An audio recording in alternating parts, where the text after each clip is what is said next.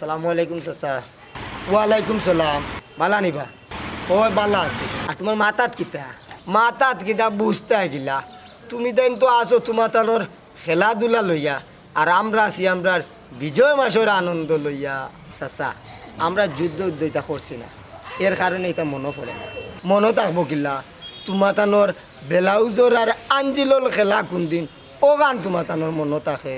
চাচা, ব্লাউজ নাই বা ব্রাজিল আর আর্জেন্টিনা বা ও ব্লাউজ আর ব্রাজিল এক কথা উড়ে বাবা। তুই আর আমারে জ্ঞান দিস না। তোমরা তো সাধারণে 18 দিনের খেলা ভাইয়া আমরার বিজয় মাসের কথা খান ভুলি গেছো। তোমরা ভুলি গেছো 30 লক্ষ মানুষ শহীদ হয়েছে, 3 লক্ষ মা বোনের ইজ্জত লুটিয়া যখন আমরা দেশ স্বাধীন করে হয়েছে, ইটা তোমরার মনে নাই। মনে থাকতো কিলা? তোমরা তো খেলা নিয়েও ব্যস্ত। চাচা, আমরা তো খালি সাপোর্ট করিবা বাবারে, সাপোর্ট করো। খেনেতে তোমরা খালি মায়ের করতায়, গরো মায়ের বারে দিরে মায়ের, খালি আরেক দেশের খেলা নিয়া আমার দেশে কেন মায়ের করডা?